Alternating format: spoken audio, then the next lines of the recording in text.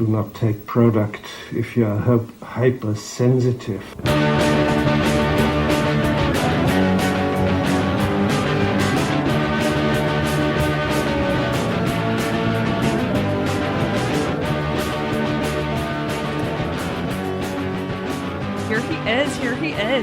Here he is. Can you hear me? Yeah, can you hear me? I'm sorry I'm slightly late, but you want to know what? Earlier than I thought I would be. That's true. That was intense. My heart is pounding, to be honest. Yeah. But it was a lot of fun. We might do it again, like do another longer bracket. Brackets are always a good time. They are a lot of fun. So guys, we are here with Mark Boudreau from BNV Media. How's it going, everyone? Welcome, Mark. I think this is my second live stream. I was on the Canada Day live stream last summer. That's right, you were. Yeah, that was a shit show. That was a shit show, yeah. They tend to be shit shows, but I think this one's going slightly over time, but not too much. Yeah, it's cool. Well, what I'm gonna get you to do is can you I'm gonna put it on speaker view here because I do need to pee really quick, but I promise I'll be quick. Sure, yeah. While I'm peeing, can you talk to the viewers about BNV Media? Yeah, do you want to bring up... Should I bring up the PowerPoint? Yeah, bring up the title page or whatever. Let's bring it up. See here. Where are we? Here we are. It's over here. We go present. And then I go to... I love how I'm just like talking while I figure out the Zoom. Here we go. Screen share. No dead noise. No dead noise. There we go. So tell the listeners all about BNV Media. Absolutely. We'll see you soon. So do you see the screen? Do you see the slide? Yeah, it's out. Perfect. I'm going to pee really quick. You talk. Cool.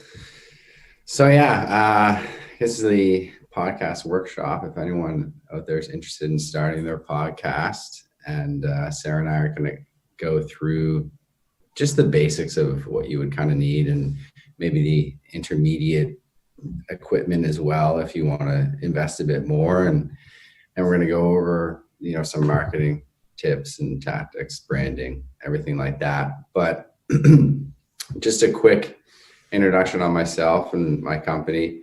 I started my own podcast about 1.5 years ago with a friend of mine. I have a marketing background. I quit my desk job after 3 weeks. I couldn't handle it, couldn't stand it. So I just decided to start a podcast because that's what white guys in their late 20s do. And but it was a really good time. It was like an entrepreneurial podcast with my friend of mine. We did 40 weeks of that. And through that, I met Sarah and so many other incredible people, other podcasters, other entrepreneurs, and just was, brought into this massive community of people that I didn't even know existed. So I noticed, the trend of podcasting and how a lot of people were interested in starting theirs and everyone's listening to one. And then there was businesses that wanted to get involved and have a podcast that complemented their business. So that's kind of why I pivoted last summer into, instead of hosting a podcast, just producing podcasts for other people. And so that's how BNV Media was born. The BNV stands for Brand New View, which was the name of the first podcast that I started. So, Sarah, I don't know, how did we met relatively early on? Yeah. When I was hosting Brand New View. Well, I had been probably about 2 years into Intoxicated, or maybe not quite 2 years. Yeah, you're about 1.5 years, 2 years in. Yeah. And we had originally, when I started that podcast, I started an Instagram with it and just followed all the local podcasts, which wasn't that many at that time. That's exploded since. But I have a friend of mine who right now lives in Edmonton. He's moving home soon. He's part of BNV. He's the audio engineer who makes all of our music, all of our theme music. And Sarah, of course, has extensive background in podcasting and editing. and graphic design. So the three of us came together and started BNV Media, and now we produce 12 podcasts. Actually 13, I guess. We just launched another one for a new client this past Monday, and we're launching a 14th on June 1st for actually someone who is going to be coming up shortly in another segment. Very soon. Yes. Very exciting. I remember seeing BNV Brand New View pop up and being like, these guys know what they're doing. Thank you. Which is interesting because when I launched Intoxicated, it was certainly not. I learned a lot of lessons. I'll say that. Well, you were a pioneer. You're like the Joe Rogan of the East Coast. Oh, I appreciate that. Thank you. That's high praise. We just signed a massive deal with Spotify. I didn't read the article. I saw the headline though. Do you want to know how much? Like $1 million? $100 million. 100 million. 100 million. I don't have any concept of how like money and I don't know what that is. I'm like, those are just numbers that are dreams to me. Nothing else. Yeah, exactly. Well, someday, maybe, hopefully. That's our plan. Me and Mark, our plan is to be millionaires off of podcasting. Yeah, that's the dream. But I mean, one thing it's been a lot of fun, and met so many really cool people. The people that I work with are awesome, very laid back individuals, but in a good sense, serious when they need to be. But so we'll get started. We'll get started. So this little workshop that we've put together is really for anybody who's thinking about doing it and doesn't know where to begin. And it's kind of to give you a little guideline of everything. So I believe I'm starting on this side, right, Mark? You sure are. Yeah, so, it's just what we're going over, basically. Kind of just a little bit of an overview. So we are going to talk about equipment and go over the basics of what you might need in terms of equipment, the importance of setup and format, whatever podcast category you choose, the length of your podcast, your intro music, branding and marketing, which is a big one, really important one, a release schedule, hosting. So that means, and in this sense, we are talking about like where you actually host your podcast, where you actually upload it, launching the podcast, and we're going to go over some marketing tips and tricks. So we have some specific tips from the two of us. Yeah, sort of just things that because I have pretty extensive experience with my podcast, but Mark, you do a bunch of them. So kind of coming at it from two different sides. So before you get started, you want to be able to get your podcast out there, and you're going to need a little bit of equipment to do that. Now, honestly, if you want to go super basic, you don't even need a microphone or editing software. You just need a phone that you can take an audio clip on and upload that onto your computer. Yeah. However, I would recommend at least getting a USB microphone, and that's on the low budget. You can get pretty inexpensive USB microphones. I mean, the ones we started with were $40, and they fared quite well for us for, almost, 10 months, really. Which ones did you use? In terms of software, and of course that would involve editing, I would recommend editing your podcast unless you're perfect and there's no cuts whatsoever. But Audacity, that's what you use, Sarah, and I use GarageBand, which is something that I still use. I mean, the next upgrade would be Logic Pro, which is something we probably will do. But with podcasting, it's not like music production. You're not doing too much. Yeah. You're making cuts, you're leveling things out, making sure it sounds good. Exactly. There's presets on GarageBand that you can go through, and it's pretty simple stuff. So low budget, that's all you need, really. If you want to step it up with the intermediate budget, then you can get an audio mixer. So that pretty much looks like a little box with some dials on it. And that's something you would use if you're going to have XLR microphones. And what Sarah has there, that's a dynamic microphone. I have condenser microphones, which can be a bit of a bitch sometimes because they essentially pick up every noise that ever existed. Right. So I would recommend dynamic microphones personally. Unless you're in a studio, right, Mark? What's that? Sorry? Unless you're in a soundproof studio where everything is quiet and controlled. Yeah, so we have a studio, so that's why we have condenser microphones. So, I mean, if you're just starting out, I would recommend dynamic, but if you do have access to a soundproof room, then I would go condenser. But once you get up there in price, it's really preference at that point. And in terms of editing software, I did mention that earlier with the pro editing software. You can do Logic Pro, or you can do Pro Tools. You can do Adobe Audition. There's plenty of different interfaces and workstations out there to use. Just really another preference. I mean, if you're on a Mac, you're probably going to lean towards Logic Pro there. But yeah, once again, just preference. Headphones, that's something I would probably recommend even with low budget. You can get pretty cheap headphones. And it's good to kind of hear what you sound like on a microphone. And I'll get to that later in one of my tips, but it's something you kind of want to get used to. And you want to monitor the sound and pitch of your voice. And that's just something your brain kind of naturally does after time when it hears your voice. Right. And of course, if you do have those nice microphones, and this is something, even if you have a USB mic, you can get microphone arms. You can see that on Sarah attached to her microphone there. Mm-hmm. It's just nice to have instead of holding a microphone for however long your podcast is going to be. And you can get the mic arms you can get expensive ones. Mine were, I think, around $30 each on Amazon. Yeah, you can get ones for like 15, 20, and then upwards of 100, 150. Yeah. And then in soundproofing, you can get some foam that'll absorb the sound. You can attach to your walls, stuff like that. You can get something that I have to cover doors is the moving blankets. You can get them at Home Depot. Ooh. And they certainly absorb sound. And if you're really hurt for cash, pillows.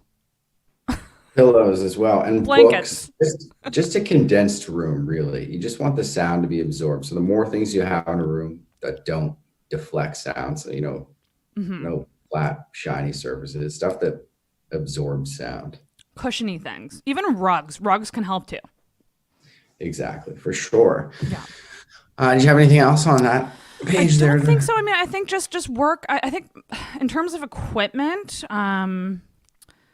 something that I could speak to is maybe, dip your toe in if you're starting the podcast and you're not sure, like you don't know if you're going to keep up with it. Like you don't want to invest a lot of money and then quit after a month of podcasting, So certainly make a quality podcast and do your best, but don't feel like you have to have a mixer and a mic. Like, don't think you have to have everything at once. No, I mean, at the end of the day, of course, you do want to have great sound quality, but it really does come down to the content of your podcast that's going to determine whether it's popular or not. Put more time into like what you're going to do for the show and the guests you're going to have.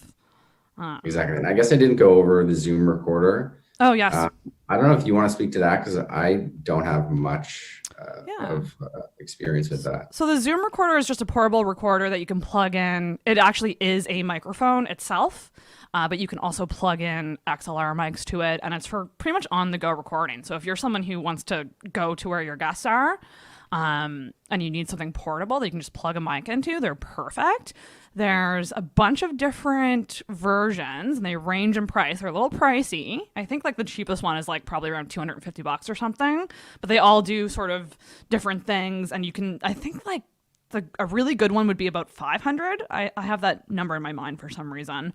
But from what I've heard from so many podcasters, it's like a holy grail must-have item, even just as a backup, like I actually use an interface and I record directly to my computer, but like if my computer didn't work, if I had a Zoom, I could still record. So yeah. I highly recommend it, even though I've never used one. I only used one once, actually. I rented it out from Long and McQuaid, and I went around to the open mics and used it. And it was fairly easy to use, but maybe rent it before you decide to buy it and just get familiar with it. Yeah, Long and McQuaid has some great programs. Yeah, they're great. Highly recommend. Yeah, that's about it for equipment, I think. And guys, if you do have any questions, pop them in the chat there. I have the chat right in front of me, so we can take questions as well. Next slide. Okay, setup. So this is something to consider when you're starting a podcast. So where are you actually going to be recording? Are you going to be picking guests that you go to, or are you asking them to come to you? Is it a bit of both? I know for me, when I started, I kind of did both. I would invite people over, or I would go to them if it was more convenient. But I would honestly suggest having a set location that you are comfortable in, that you have your whole setup, and that you're good to go. You can just invite someone over and just be like, let's roll, let's record. But also think about like what you want for your setup in terms of the vibe. Like, do you want to be at a desk? Do you want to be sitting on couches with the person? Like, where do you want to record that you would be most comfortable, that would sound the best? So obviously the next bullet is your environment noisy. That's a big one, especially if you use condenser microphones and your mics are picking up your neighbors, band practice. It's not good. So consider that. Maybe figure out a good time of day that it's more quiet to record. I've also heard of people recording in their closets. I've heard that's a thing. It's also good for soundproof because you're surrounded by fluffy things.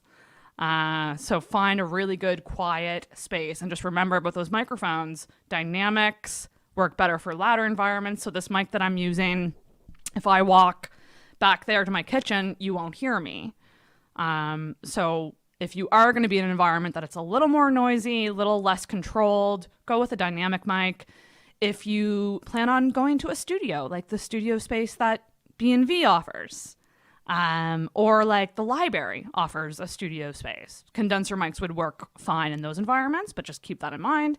Figure out what works for your life. I know me, I've been recording in my living room for over 3 years, and it's what I'm comfortable with, and it's definitely changed over the years, but it's an established space. So figure that out, what that looks like for you, and roll with it. Anything to add on that, Mark? I think you pretty much covered it there. You just, obviously, if you don't have a professional studio, you can't control all the sound in the world. So, things are going to happen, and you can always just re-record something. But like Sarah said, depending on what type of podcast you have, I think it's super important to either do you want to have a table? Is it more of an interview based? Do you want to have, is it more comfortable? Do you have 2 comfortable chairs or a coach, or whatever that may be?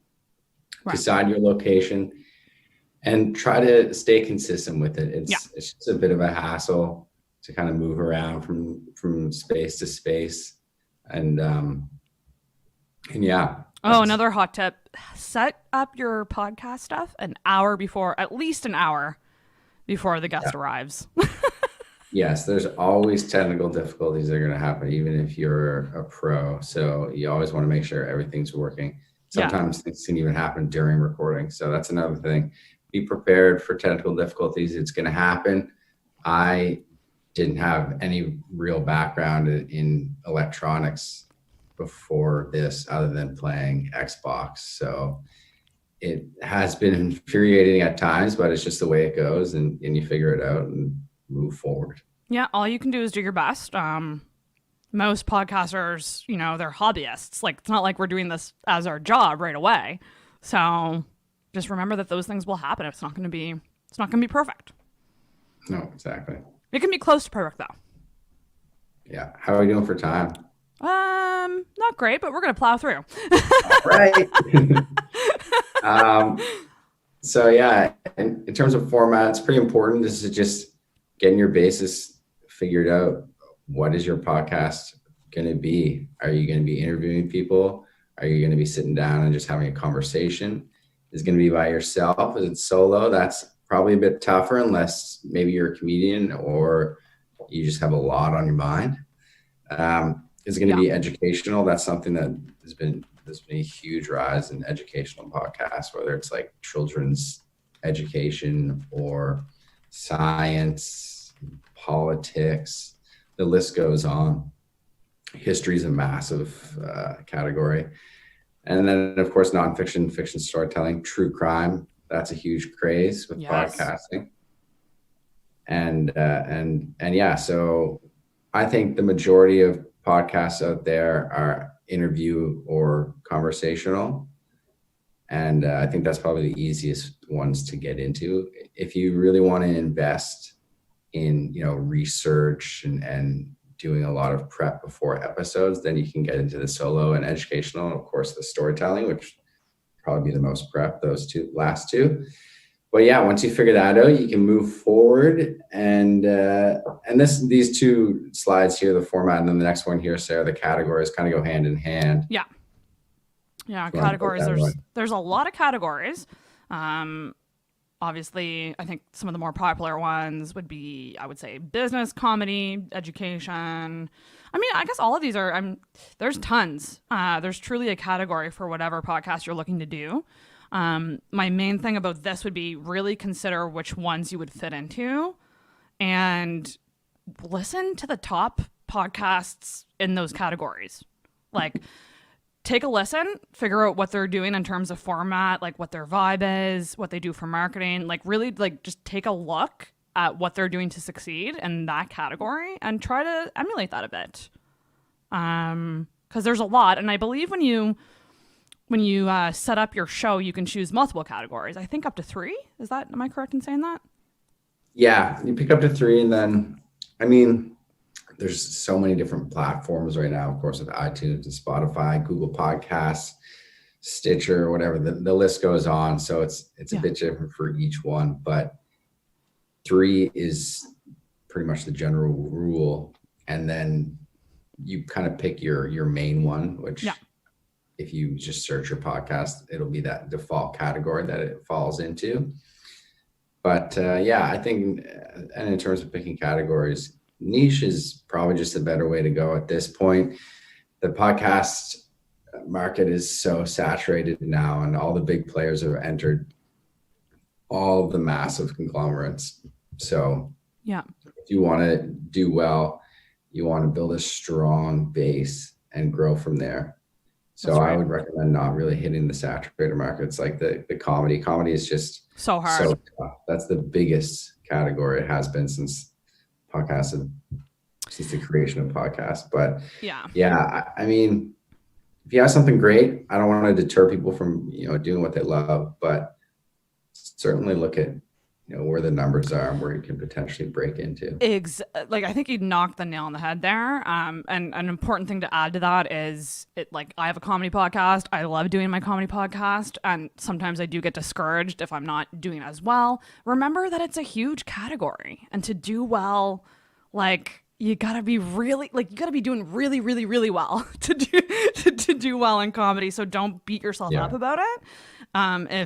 And just remember that a podcast that starts out, say, in a less popular category, I don't know, kids and family, or, might have an easier time at that because there's less podcasts in that category. Yeah, so another thing keep that in mind to say is, massive celebrities are now starting their own podcasts. So they bring in that following that they already have. Yeah. So I would also look to see where they are, and maybe, once again, I don't want to tell people to avoid things, but like you said, kids and family, there's not many celebrities that have podcasts on kids and family. Maybe Madonna has a kids podcast. I don't really know, but that would be definitely a category that you could potentially capture the market in. Yes. Yeah, absolutely. But yeah, exactly. And don't be deterred. Obviously you got to do it if you like doing it. Exactly. But there's a lot of podcasts. There's a lot. Yeah. So now that you've figured out your format and your category, you're going to want to decide on your length. Once again, we look at other podcasts in your category. I always refer to your, was that the Illuminati? Sorry, I just pulled something up on another browser. The Illuminati. Look at other podcasts in your category to see what their lengths are, and just look at the industry always for reference to see where you're at. Right. Consider your format. Will you be adding music? I would obviously, a theme song you're always going to want to add, but you might be adding music throughout. If you have a true crime podcast, you might want to add that ambient music or transitions like that. Yeah. And are you going to have ads throughout? That is something that's a bit tougher, of course, with garnering attention for advertising. It'd be good to go local. I know, I'm pretty sure 902 Brewcasts, they definitely market for some of the local breweries, so they may have some sort of deal going on. I don't really know. I can't really speak to that. So like, depending on what your category is, there might be local businesses that are interested in representing themselves on your podcast. But if you want to go after the big players, like under 1,000 downloads, an episode that's kind of the cutoff. And really there, you're making chump change. So exactly. That's kind of tough. One thing, Mark, I think there's a myth when people get into podcasting, like, oh, I'm going to start making money right away. It's like, oof. Nope. Why do you think I transitioned out of being a host?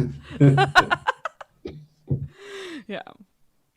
So, So, and with an intro and outro, you definitely want to have that. So intro, that I wouldn't pre-record that. I would kind of just switch that up depending on the day. With an outro, you can re-record that because in that you're going to have your call to action and all that stuff. And we'll get to that later. Mm-hmm. But so I recommend always having an intro and an outro. Yes. Of course, the length may be dependent on the topic. If it's an interview-based podcast, they're generally a bit longer, an hour to 2 hours. Sometimes Joe Rogan's podcasts are over 3 hours. Oh my gosh. Yeah. It's a little crazy. And here we have some average lengths, of course, 43 minutes, 24 seconds. So that would mean, I would recommend you want your podcast to be 30 minutes or an hour, but really it truly depends on what type of podcast you're doing.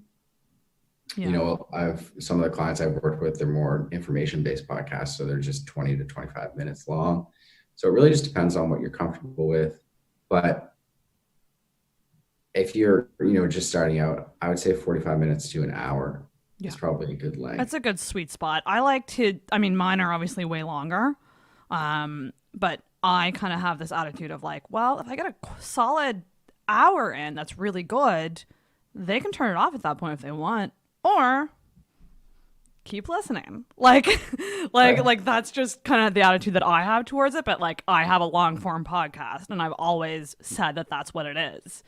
Hey, if the content's good, people will listen. Exactly. So like when I started out, like I would really push myself to record for set times and I would cut things off. And I just found that didn't do anything for my content. That just made things for my specific content awkward. But I have a comedy podcast that's conversational. It's not an interview, formal interview, question answer. It's a conversation. Exactly. Yeah. So, conversational podcasts are definitely going to be a bit longer. Exactly. Yeah. And I like that quote at the end there. The content shouldn't be made to fit length. Length should be made to fit content. There you go. Good little quote. Okay, next one. Intro music.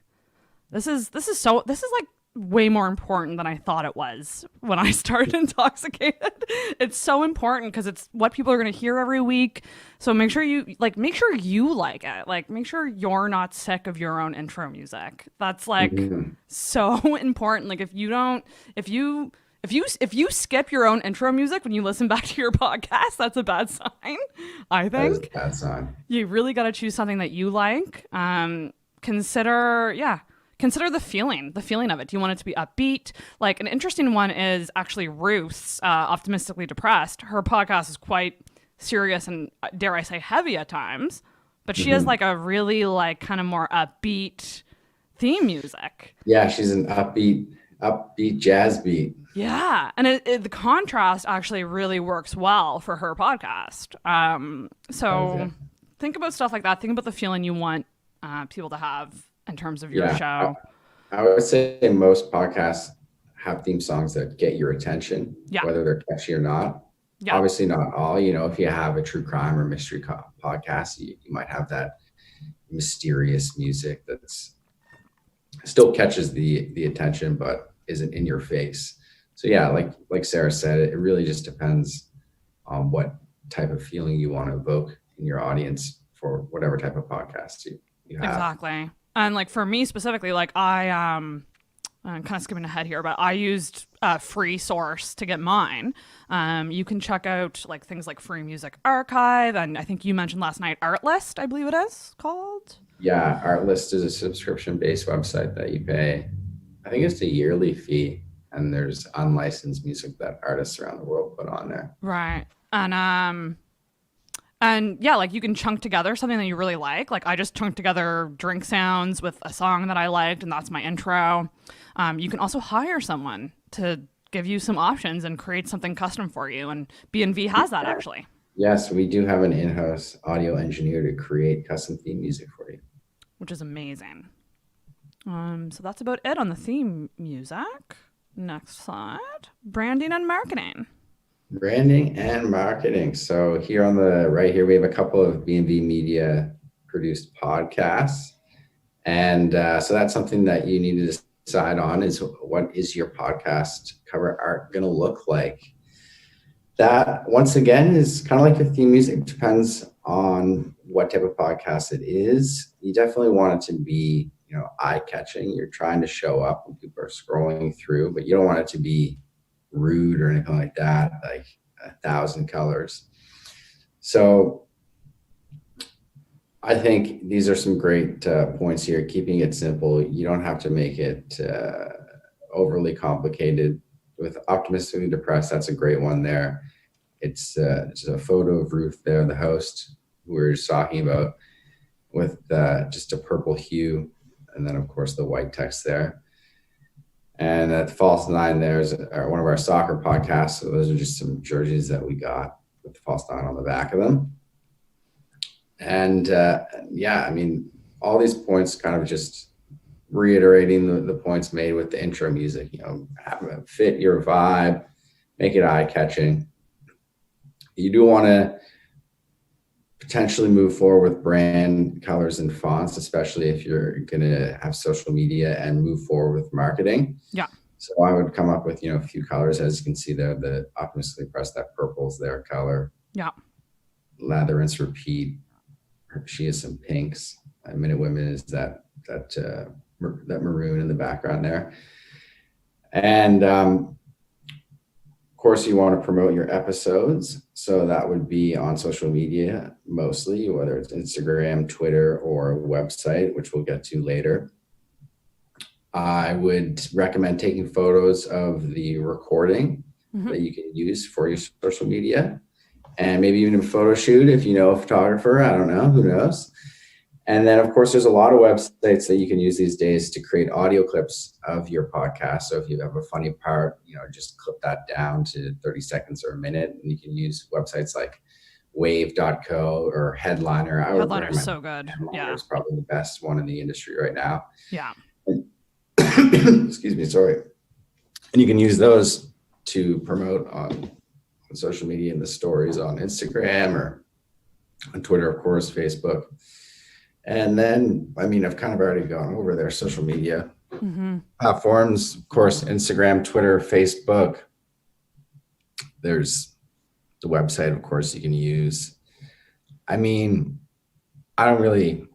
really recommend going overboard with the social media. Those are the main three. And yeah, I don't think there's any. Figure out where your audience is too, like where the bulk of your audience is interacting with you. So like if you just have like for me, it's Instagram. Like that's where our people are. That's where they interact with things.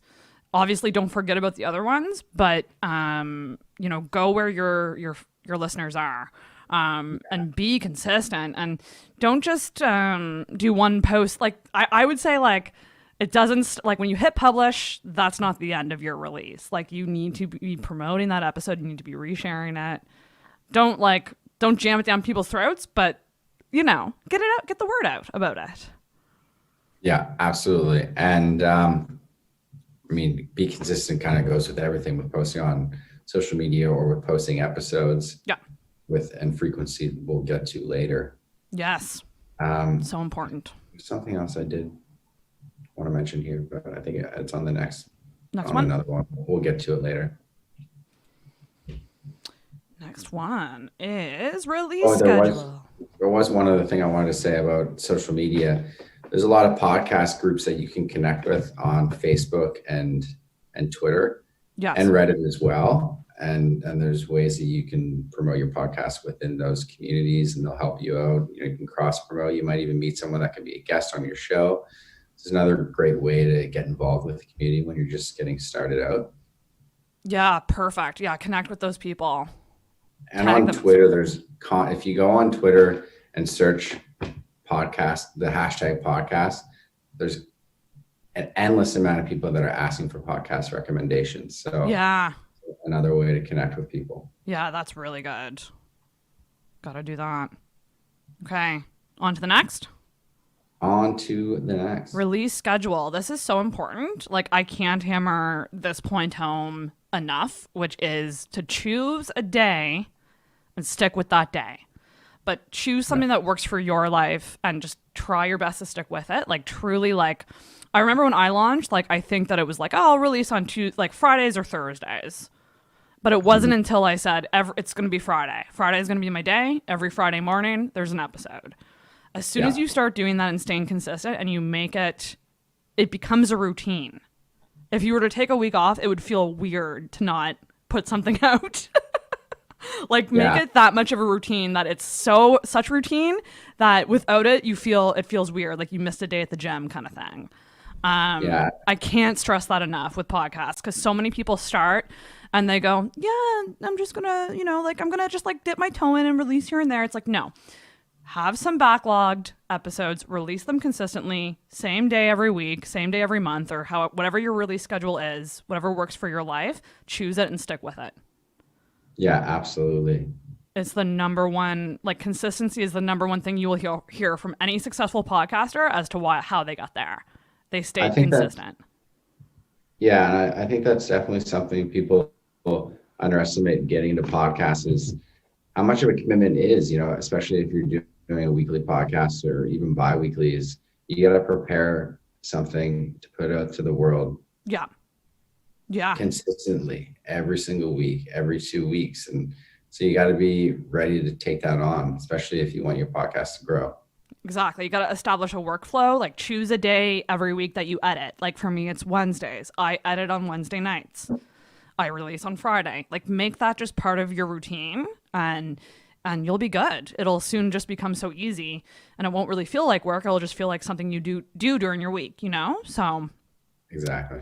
That's so important. And then the other thing would just be like, if you are missing a week or if an episode is going to be late, just let your audience know. Just post something, be like, sorry, the episode's going to be late this week, or we're taking a week off. Like, weeks off are fine. I haven't done a lot of weeks off in my 3 years. Nope. But it happens. Sometimes life happens, or sometimes you want to take a break.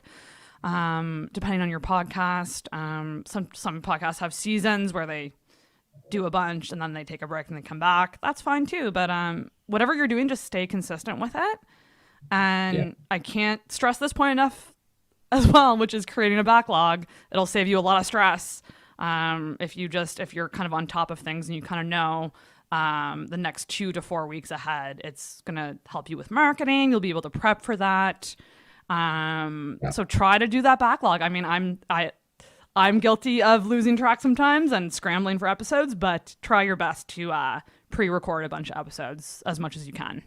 Yeah. I mean, unless you're doing a podcast on current events, I would launch with definitely someone that can, and I think we'll get to this later with launch date. But you want to launch with a few podcasts or a few episodes, and then you want even more to have later on to have as a safety net. So exactly, you want to have a lot of episodes when you're first launching. Yeah, record a bunch, and that'll help you as well figuring out like the vibe of your show and everything. The more you do. Yeah. Okay. Next point. Hosting. So this is pretty much the only place that you have to pay for your podcast. Other than this, it's free to put your podcast out to the world. So what these websites, these hosting platforms do for you is they give you an RSS feed. And it's essentially a URL that you're going to copy and paste and send out to all the major platforms, iTunes, Spotify, Google. Well, we've gone through them already. TuneIn, whatever it may be. And eventually they will pick up your podcast from that host. So that's kind of where your podcast lives. So on that website, the interface essentially has it. So you put in your podcast settings, your episode or your podcast description, your artwork, then you add your episodes there. You don't deal with iTunes or Spotify or anything like that. You deal with your host. Yeah. So I would recommend Libsyn. I don't know if that's obvious. It's front and center there. We're both Libsyn people. We are both Libsyn people. So that's probably like the oldest podcast hosting platform. It's been around for a while, and it doesn't look like they've changed their website design. I know, right? They first created it, but it's simple. It's user friendly. It's So it has the most options. It's very easy to use.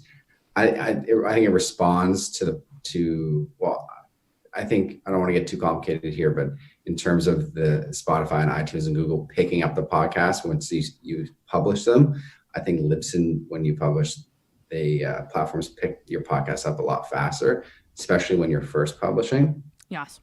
So I recommend Libsyn for sure. Buzzsprout is a little bit cheaper and has a nicer designed website. If you're more into that, it's a bit more simpler design, I suppose you could say.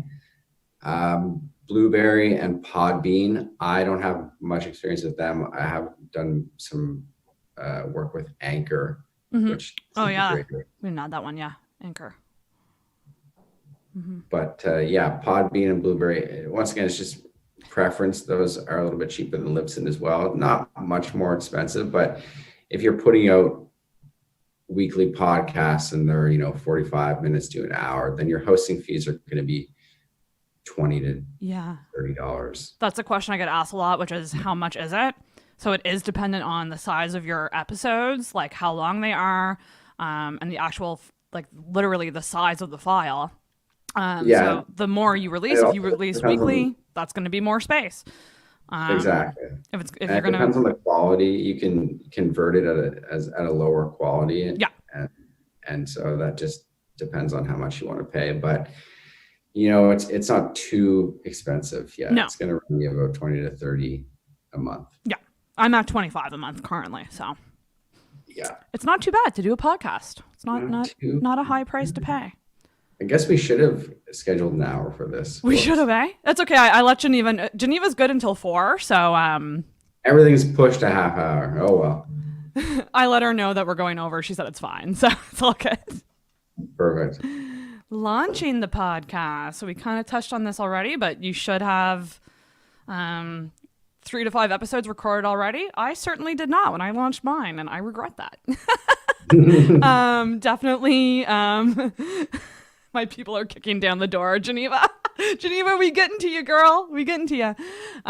So yeah, definitely have a bunch of episodes recorded before you actually launch. You can obviously pick a launch date to kind of, tease it out, hype it up a bit. And that's my next point, which is tease out the podcast. So get people excited about it. Maybe post your cover art or any promo images and start teasing out that launch date before you do that. Again, something I didn't do. I was just like, hey, I have a podcast. Here's episode 1. Hope you like it. Big regret of mine. So if I could turn back time, this is what I would do. And definitely post an introduction or a trailer episode just outlining what the podcast is going to be, like an intro. Like, here's the hosts. Here's what we're going to do every week. Hope you tune in. This is where you can find it. This is where you can follow us. Such a good idea. Again, something I didn't do. Yeah, that's a big one too, because not only does it let everyone know that you have a podcast coming out and what it's all about, but if you want episode 1 or episode however many to debut on a specific date, you're going to want to get your introduction and trailer accepted by iTunes, Spotify, Google, everything, iHeartRadio, whatever it may be, because that can take anywhere from 2 to 14 days. True. And that's why I mentioned Libsyn is a lot better, because I have used Libsyn for 12 of the 13 podcasts we put out. and they all have been roughly 2 days. Like maybe one was 2.5 days before iTunes approves it. Google is usually a day. Spotify, they're really good. They're usually within a couple hours. Mm-hmm. Oh, yeah. And so yeah, you want to get your introduction out there and approved on all platforms, because then once you publish your first episode, it doesn't take more than 2 to 10 hours, depending on the platform, of course. Libsyn is 2. Buzzsprout has sometimes been 10 hours for me, but that's how long it takes your episode to get out there. So it'll be on the date that you want it to be out. Exactly. Yeah, plan ahead. Don't just assume that you can just don't just assume that, oh, I have them all ready to go, I just have to click publish. Nope. There's some wait times that go into that. And yeah, definitely get your friends to share it. Get your friends to spread the word. They're going to be your early cheerleaders, so get them to share 100%. If they're a good friend, they will. Okay, marketing tips. So yeah, I guess this is kind of my background. That's why the page is so stuffed full here. But yeah, guests on other podcasts. So that's something that Sarah and I, that's probably why one of the main reasons we first connected is so Sarah, I could come on, or I guess it was brand new view at that point because I've come on since solo, but so Ben and I could come on your podcast. So going on other podcasts, whether it's local or now everything's Zoom. So reach out to whoever you want, because it could be a podcast on a massive podcast. You never know. But that's a great way to spread the word on your podcast. Word of mouth, that is the Sarah special. Just tell people, and they'll tell other people. Yeah, the Sarah special. But I'm not making fun, because that is still, the biggest form of marketing is word of mouth, is, getting it out there, getting into people's ears, and those people telling other people, so on and so forth. So true. Another one you can do is do an ad spot exchange with similar podcasts. So you'd ask another podcast, they do up an ad, 1 minute, whatever it may be, and they send that over. You send one over to them, and c'est la vie, quid pro quo. Another thing you can do that we mentioned earlier is make a website for your podcast. It's a great idea. I have a few podcasts that have websites, and there's a decent amount of traffic that goes to them. And it's a great place to kind of have everything, whether it's your Instagram attached, all your episodes. You can have your little about page for your hosts in the podcast, and you can have upcoming news depending on whether you're going to go further with branding the podcast, whether you have merchandise, live shows, anything like that. That's definitely when you want to have a website, so you can have everything organized there. Mm-hmm. Invite on guests that will become your cheerleaders. Sarah, do you want to take that one? Yeah, well, I mean, I think if your guest has fun on your show, they will tell other people. So I found that to be the case with my show a lot of the times. It was, I saw my friend so-and-so on the podcast, and now I love it, and now I want to come on. And it just becomes this really cool chain, especially with the comedy community, for me anyways. That's how I've gotten so good at getting consistent guests, which can be tricky. So find people that like really give them a good experience so that they recommend you. Yeah, definitely. And interact as much as you can with your audience, whether that's on social media or on your website, or asking people to submit questions that you can read out on your podcast, or even having audience members on as guests. That can be a great way for them to spread the word about your podcast. That's a great way to spread the word and keep people interacted. You always want to keep people engaged, and social media is definitely probably the best way to do that right now. Call to actions, those are massive. That's what you want to have in your outro, and even in your intro, you can double dip if you want. And that's where you tell people to rate, review, subscribe to your podcast. Right now, you can only rate and review on iTunes and a few other platforms. You can on Google or Spotify, but you can follow and subscribe on Google and all three on iTunes. So you always want to ask people to do that. You want to ask people to tell the others about the podcast, spread the word, tell them to check out your social media, engage with them. If you have a podcast, tell them to check that out. And If you're looking for guests, tell them you can have a guest sign up sheet on your website, wherever that may be. Yep. Ask for reviews. So that's something that you can do in your call to action as well. Ask you rate, review, subscribe to the podcast. Another thing you can do if you want to spend a bit more money is you can pay for advertising on social media. So going back to creating sound clips, you could take one of those and pay for advertising and put that in Instagram stories or Facebook stories or Twitter, and that'll show up that'll reach a certain amount of people. Yeah. Usually in the thousands, 100,000s, depending on how much you pay and how long you keep the ad. Exactly. live. And play with that, like experiment with the paid advertising. Yeah, because there's a lot of settings that you go through and demographics that you can change and mess around with. Yeah, you can target people who like, friends of your followers and stuff like that. So Exactly. Another thing you can do is send out a press release to potentially interested media outlets and blogs. So that's something that we recently did with Minute Women Podcasts. That's a podcast, say Canadian history podcast about the Heritage Minutes. And so we just sent a press release out that we wrote about just essentially stating what the podcast is about and a couple of quotes from myself and the two hosts, and then a bit of info on BNV Media as well. So we sent that out to a bunch of journalists across Canada, and CBC Nova Scotia did an article on them, and that gave them a massive bump in downloads. So that's amazing. something they can certainly do. Yeah, be aggressive. And my personal favorite type of marketing, guerrilla marketing.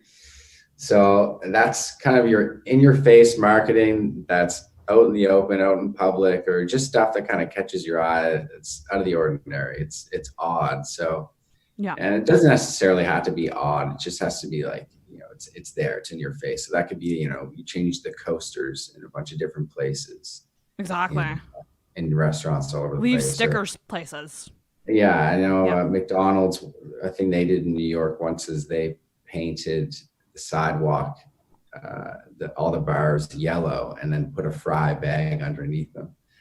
And so that's what that's what guerrilla marketing kind of is. It's out in the public. So something you kind of do for podcasting, something that we're planning on doing this summer, I don't really know what's going to happen in terms of the pandemic rules, but we're going to have a live podcast. So set up kind of a podcast tent downtown and just invite people to come in and join a podcast. Oh, cool. Put on the headphones and start talking to the microphone about whatever that may be. Damn, that's interesting. So yeah, I don't know if you have anything to add with marketing tips there. I think that's really about it, and we are really tight on time, so we might have to skip. We're pushing to we thought we could do this in a half hour, but me and Mark love talking about podcasting. Who would have thought? But that said, like, what I will say is, like, we could talk about this longer. So if you enjoyed this, let us know. Maybe we'll do another one without a time constraint. We can definitely do this again for you guys if you're interested.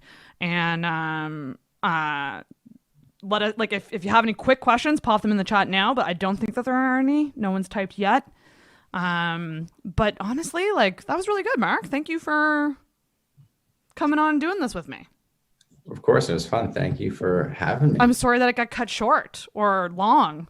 Well, I'm sorry that to Geneva, the next guest. Well, let's bring her in. Can we introduce our next guest? We're going to bring her in right now.